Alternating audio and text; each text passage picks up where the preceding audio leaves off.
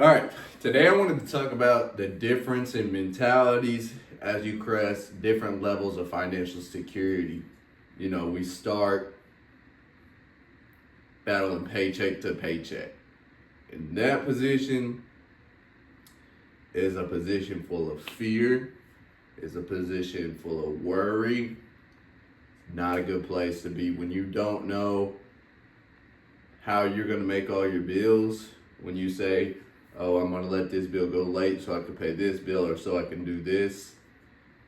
Not only is that a more expensive place to be in life, it's more expensive to be broke than it is to have a security net.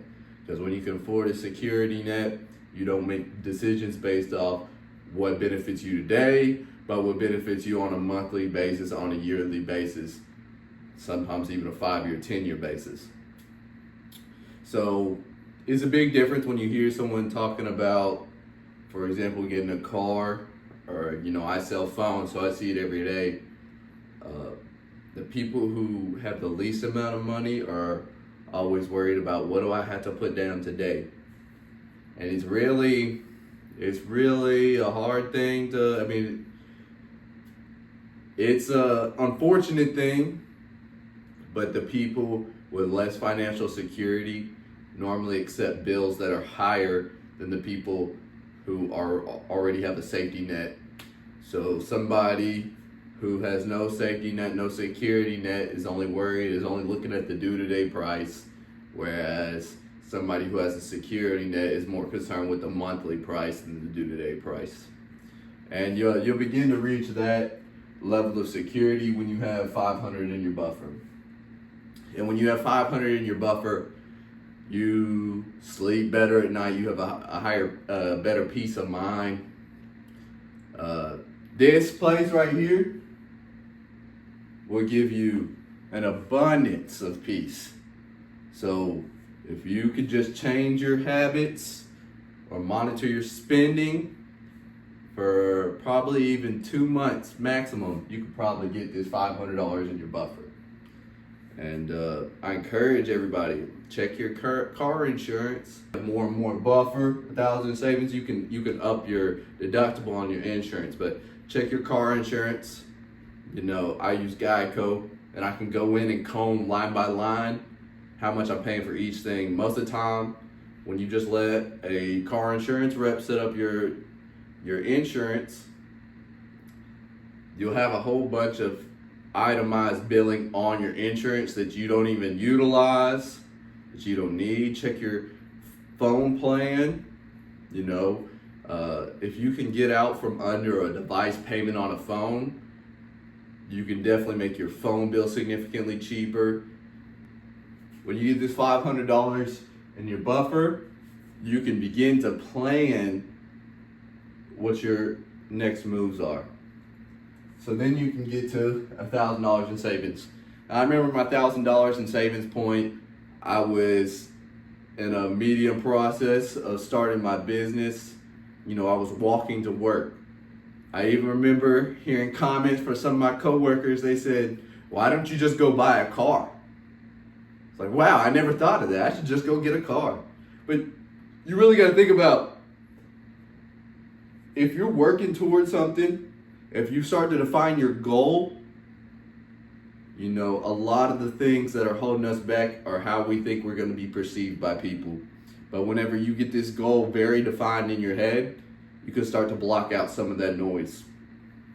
So you start to achieve that at 1,000, you can see your goal. I remember when I had 1,000 in savings, I could force all of my additional income immediately to paying off my credit cards. Because when I hit that $1,000 in savings, that's when I was paying off my credit cards. So I would get my paycheck, and then I'd budget. I'd take out $400 in cash for groceries. I'd take out $100 for personal spend. You really need to seriously deduct how much you're spending, but go ahead and give yourself something so you don't wear out, so you don't quit your journey. So I gave myself $100 per paycheck to spend as I please. Took out, and then I had when I got my paycheck, I would go ahead and budget for my fixed expenses like rent. At the time, I wasn't paying my car note through my W-2 payment because I was offsetting that for my car rental business that I was starting. So at that time, I had my rent, other car payment that I wasn't using, and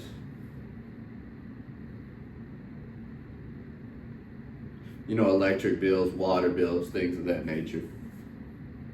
But when you get to this 10K in savings, you've reached a level of financial security. Most Americans don't need more than 10K in savings.